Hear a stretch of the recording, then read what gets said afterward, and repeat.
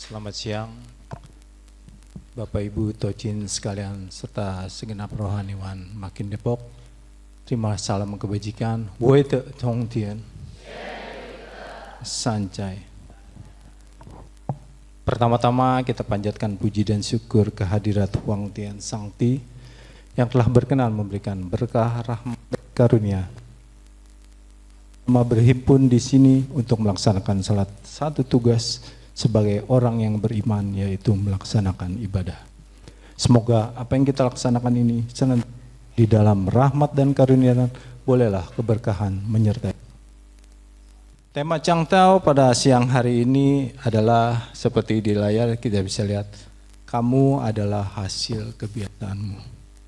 Ya, ini saya dapat inspirasi baru 3 hari yang lalu ketika dapat berita dari Jo Seng Bing, Pak isi Cangtau. Waduh, tapi saya orangnya nggak pernah menolak. Saya usahakan bisa. Saya langsung jawab detik itu juga, siap Pak. Ya, gimana nih? Kalau umat diberi tugas di Litang, siap nggak? Yakin. Yakin siap. Saya agak kurang yakin nih. Ya, tugas yang mudah aja, seperti jadi pendamping. Tar dulu Pak, saya nggak bisa, belum siap. Minggu depan ditanya lagi, Pak, jadi pendamping. Aduh, minggu depan lagi deh Pak, saya belum siap minggu ini. Kapan siapnya? Kenapa hal itu terjadi? Karena ini, kita tidak membiasakan diri. Ya, jadi ketika kita tidak sanggup melaksanakan tugas, kenapa? Salah satunya ini, kita tidak berani mencoba untuk membiasakan diri.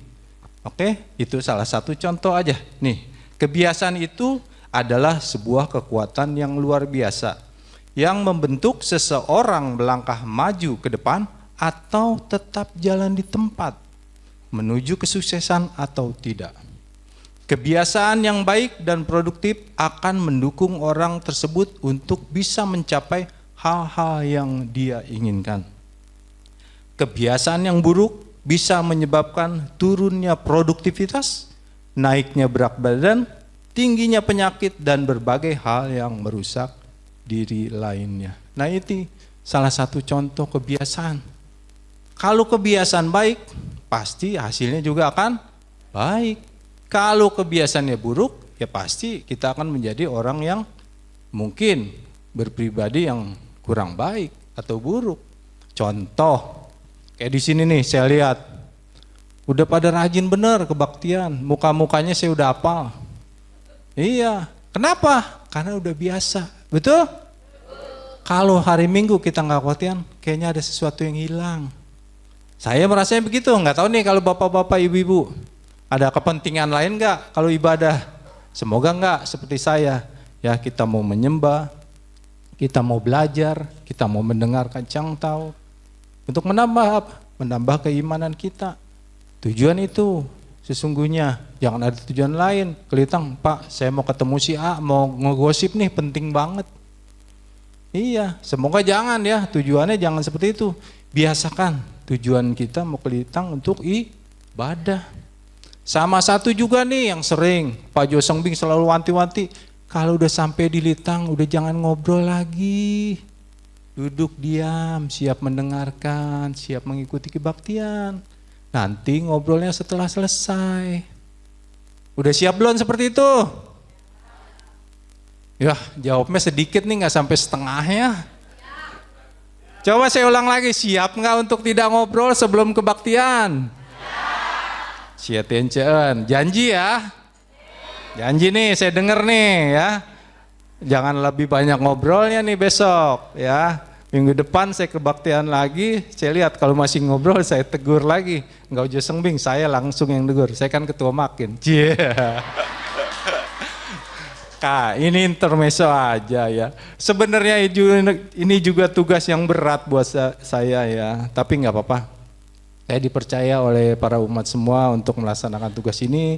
Saya berusaha semampu saya memberikan yang terbaik bagi Makin Depok. Oke, kita lanjut aja ke tema. Kamu adalah hasil dari kebiasaanmu. Kita tahu ya, orang yang berhasil kebiasaannya apa? rajin. Orang yang bodoh kebiasaannya apa? Malas. Itu aja, gampang. Ya. Jadi kalau kita merasa nih sebagai orang tua, anak kita nggak rajin atau nggak pinter, kenapa? Dia nggak rajin belajar. Ini mah contoh ya, bukan saya ngebanggain anak saya nih, Dian Vero. Dia semenjak lulus kuliah mengejar LPDP sampai 4 tahun. Bayangin, tahun pertama gagal, kedua gagal, ketiga gagal, keempat dapat universitasnya di Australia. LPDP-nya nggak dapet, sedih. Enggak, dia tetap semangat, dia kejar lagi, terus dia coba. Kenapa? Karena dia udah terbiasa untuk mengejar sesuatu, nggak mudah putus asa. Akhirnya apa? Sietenceun lolos. Walaupun lolosnya mungkin di harapan yang kedua, harapan pertama dia pengennya kuliahnya katanya di Finlandia. Jujur, saya mau boro-boro kepikiran. Ya, lulus kuliah aja saya hatam 7 tahun, jujur aja. Iya, sampai saya dipanggil sama dekan, Andi mau DO apa mau lulus? Bayangin, anak saya ceritain kayak gitu, pada ketawa semua. Ternyata bapaknya bodoh. Tapi dia nggak patah semangat, dia mau buktiin kalau bapaknya bodoh, anaknya belum tentu bodoh. Jangan merasa kita orang tua, saya mau orang nggak punya, saya mau orang bodoh. Udah pasrah, anaknya nggak kita didik juga. Akhirnya turun temurun ya begitu aja. Kita jangan merasa begitu kita nggak mampu secara ilmu pengetahuan. Anak kita usahakan, ya kita kembangkan diri mereka supaya lebih maju dari kita. Ya, seperti itu. Jadi jangan putus asa. Ini juga anak-anak pelajar. Jangan kalau mau ujian baru belajar dadakan. Pengen dapat A tapi belajarnya seminggu sebelum ujian. Mana bisa? Harus dikejar dari jauh-jauh hari. Ya. Nah, contoh juga kita nih sebagai orang yang beriman seperti saya bilang tadi, mau baca ayat tapi nggak pernah mencoba. Takut, Pak. Saya nggak bisa. Ntar saya gemeter bacanya, ntar salah, ntar kelewat ayatnya. Begitu, kenapa? Karena tidak membiasakan diri. Akhirnya nggak akan pernah bisa, karena nggak mau mencoba. Saya ingin mulai sekarang begitu dapat tugas siapapun, mau usia berapapun, siap. Dari hal-hal yang kecil, dari pendamping, baca ayat, syukur-syukur bisa jadi pemimpin atau menjadi pemandu protokol, ya. Syukur-syukur nanti kan bisa di ibadah yang besar, hari-hari raya besar mungkin juga bisa bertugas membantu para rohaniwan. Kamu adalah hasil kebiasaanmu. Ternyata ada kebiasaan-kebiasaan tertentu yang dapat menghambat kita untuk maju. Ya, kebiasaan apa? Malas tadi. Bangunnya jam 9, jam 10 siang. Mentang-mentang sekolahnya siang, jam 11, jam 12, bangunnya ngikut jam 11. Iya, jadi begitu bangun mandi langsung berangkat. Padahal banyak waktu yang bisa dipergunakan dari pagi. Nah itu, kebiasaan ini akan membunuh kecerdasan Anda. Menahan Anda untuk maju dan menyulitkan Anda menyelesaikan pekerjaan tertentu atau mencapai tujuan yang telah Anda inginkan. Kita semua memiliki kebiasaan. Beberapa baik dan beberapa tidak begitu baik. Kebiasaan terjadi hampir secara otomatis. Bahkan kadang-kadang tidak kita sadari. Jika Anda tidak membangun kebiasaan positif, maka kebiasaan saat ini yang bisa saja negatif atau kurang produktif akan menguasai diri Anda. Kebiasaan yang akan membentuk dan menghasilkan diri Anda seperti sekarang ini. Nah ini, kalau kita mau berhasil, biasakanlah hidup kita dengan baik, dengan tertib, teratur, konsekuen melaksanakan kebaikan.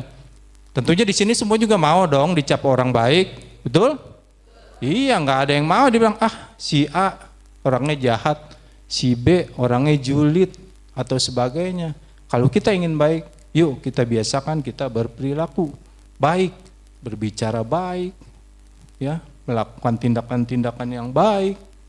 Ya, oke, saya lanjutkan. Kebiasaan baik.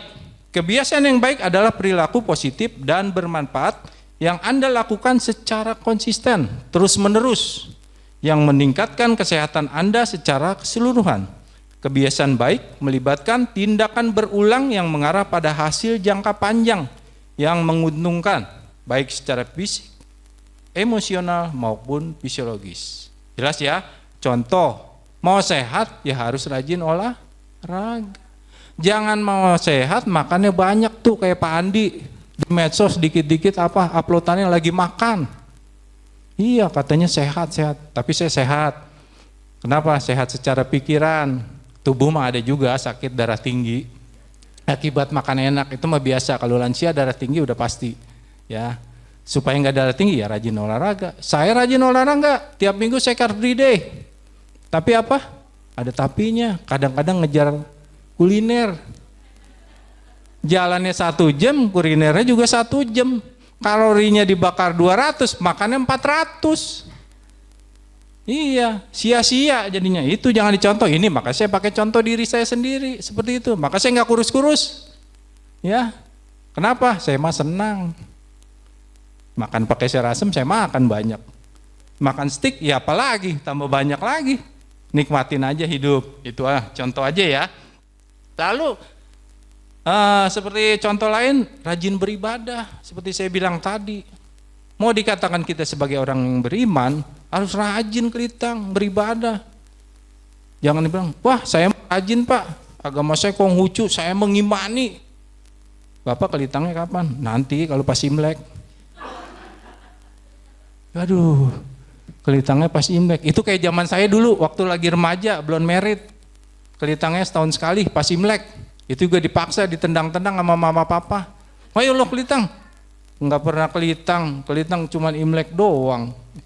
Ya udah, emang kayak begitu, belum mengimani. Akhirnya sih sekarang hampir tiap minggu. Karena saya merasa kalau saya nggak beribadah saat itu ada sesuatu yang hilang. Ya betul. Nanti kalau ibu bapak sudah rajin, pasti begitu nggak kelitang dalam 1 minggu merasa, aduh ada yang hilang. Ya. Dan satu hal, kalau kita sudah merasa nyaman di litang, sudah kita merasa bahwa kita memang harus kelitang tiap minggu, kita bisa mengatur waktunya. Apa? Waktu untuk healingnya, waktu untuk senang-senangnya, bisa setelah selesai kelitang. Bisa diusahakan, bukan waktunya malah jalan-jalan, diutamakan. Banyak yang begini, minggu mau jalan-jalan saya ke puncak, nggak kelitang dulu. Minggu besok lagi, besok arisan, nggak kelitang dulu dah. Besok lagi ada yang ngajak, Pak, kita jalan ke sana Pak, yuk kita healing. Oh iya dah, nanti kelitang minggu depan lagi dah. Begitu. Kenapa? Karena kita nggak yakin bahwa jika kita kelitang itu akan menambah satu kekuatan iman buat kita. Ya, oke, saya lanjutkan. Kebiasaan yang tidak baik atau buruk, tindakan atau perilaku yang dilakukan secara terus-menerus atau berulang-ulang yang tidak bermanfaat atau merugikan bagi individu itu sendiri atau orang lain. Contohnya dalam hidup paling gampang apa? Kebiasaan yang kita mengeluh. Makan sama garam mengeluh. Makan sama steak, daging, apa tuh? Wagyu. Mengeluh.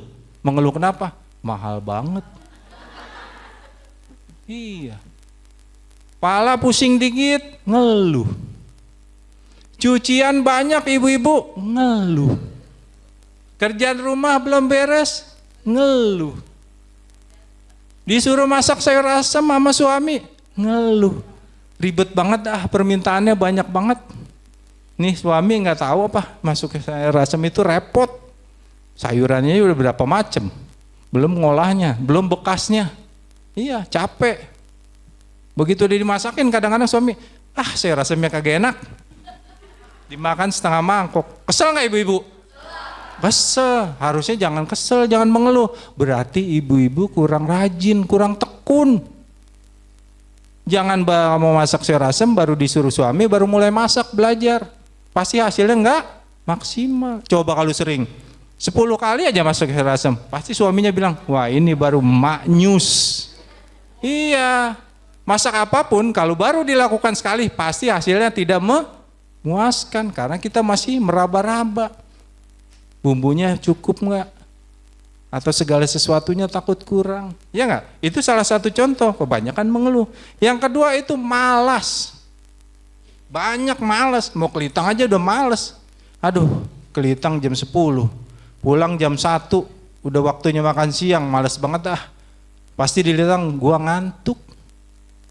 Ntar ada yang khotbah si A, wah khotbahnya ngomong doang. Pepesan kosong, ah saya ngantuk tiduran aja. Nyender dah dilitang. Untungnya nggak ngorok ya. Iya. Ada nggak nih yang lagi nyender? Matanya udah kedap-kedip. Semoga enggak ya. Ya. Itu salah satu contoh malas ya. Anak sekolah nih juga. Seperti saya bilang tadi, malas belajar, pengen hasil memuaskan tapi belajarnya nggak mau. Sama kayak ibu-ibu tadi, mau masak kalau mau hasilnya bagus juga, mau enak ya harus rajin berlatih. Kayak gitu. Selanjutnya ada contoh menghina diri sendiri. Loh kok Pak menghina diri sendiri? Kebiasaan apa Pak? Ini yang saya bilang juga menjadi mental yang lemah.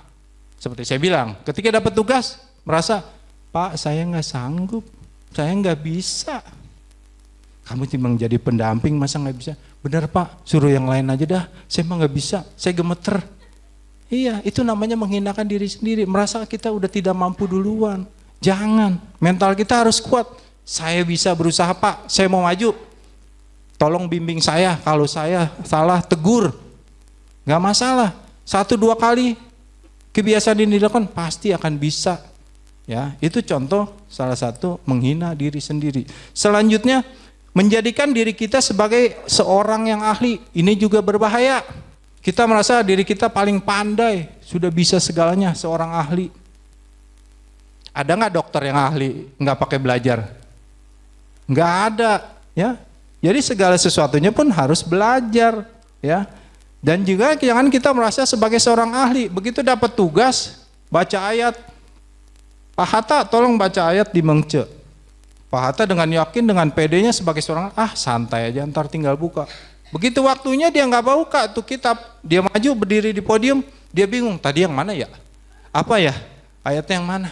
Itu karena menganggap sepele pekerjaan-pekerjaan. Jangan para tocin ya. Selanjutnya contoh lain, membandingkan diri kita dengan orang lain, ini juga paling sering. Ya, masing-masing pribadi, masing-masing orang punya pandaiannya beda-beda, punya kemampuannya beda-beda, itu harus kita mengerti. Kita nggak mungkin bisa jadi seperti si A, atau si A juga nggak bisa mungkin seperti kita. Jadi semua ada bagian-bagiannya. Si A pandai, si B kurang pandai. Kayak begitu. Jadi kita jangan selalu membandingkan apa-apa. Wah dia mah kaya, dia mah banyak duit, dia mah gampang nyekolahin anak. Belum tentu juga kalau anaknya nggak pinter. Bingung juga orang tuanya nyari sekolahnya. Tapi kalau orang nggak mampu, tapi anaknya pinter, ya gampang cari sekolahnya. Maka didiklah anak kita sebaik mungkin. Oke, sebagai lanjutannya seperti di dalam Mengce jilid 7a pasal yang kelima ayat yang pertama, Mengce berkata, menjalankan tetapi tidak mengerti maksudnya, berkebiasaan tetapi tidak mau memeriksa, sepanjang hidup mengikuti tetapi tidak mengenal tahu jalan suci. Begitulah kebanyakan orang. Nah dari ayat ini jelas terlihat, berkebiasaan tetapi tidak mau memeriksa. Kalau kita punya kebiasaan, kita periksa kebiasaan kita ini baik apa buruk. Yang bagus kita biasakan, yang buruk kita ganti, kita rubah kebiasaan-kebiasaan buruk itu. Ya, sehingga nanti akan menjadikan kebiasaan yang baik selalu di dalam hidup kita. Mengce mengajarkan seperti ini. Lalu di dalam Mengce jilid 7b pasal yang ke-21, Mengce berkata kepada Gauce, lihatlah jalan kecil bekas diinjak orang di pegunungan. Kalau selalu dilalui akan dapat menjadi jalan besar. Tetapi kalau tidak terus dilalui akan kembali tertutup oleh alang-alang. Alang-alang itu kini menutup hatimu. Jelas ya, dari sini jelas banget terlihat. Ada 3 filosofi dari ayat sini. Yang pertama, kekuatan kebiasaan. Nah, kayak tadi, jalan kecil kalau biasa dilewati terus-menerus akan menjadi besar.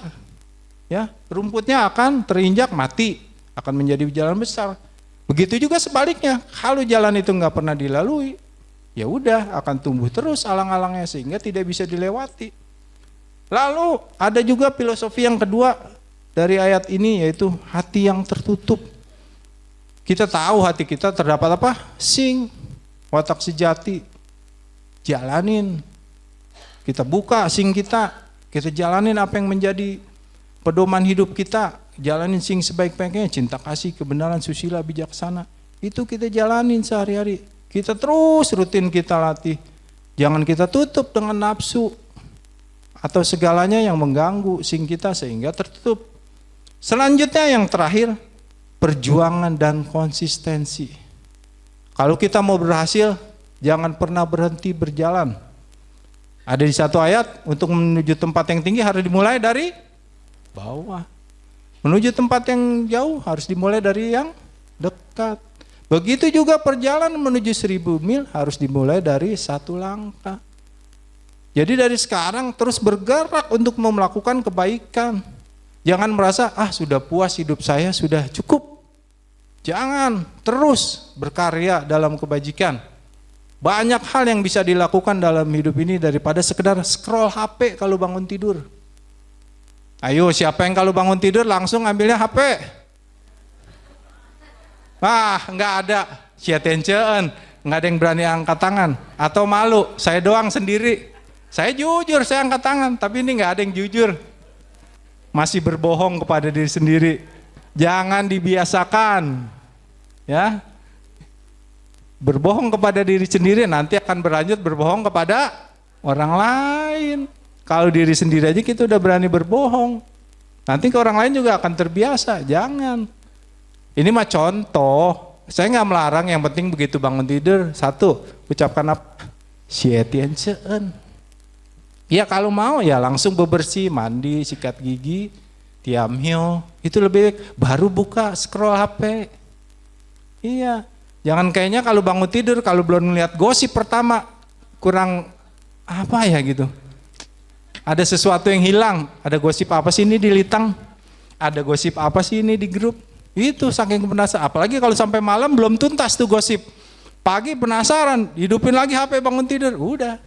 Si atensiannya juga kadang lupa, karena handphonenya udah di samping bantal.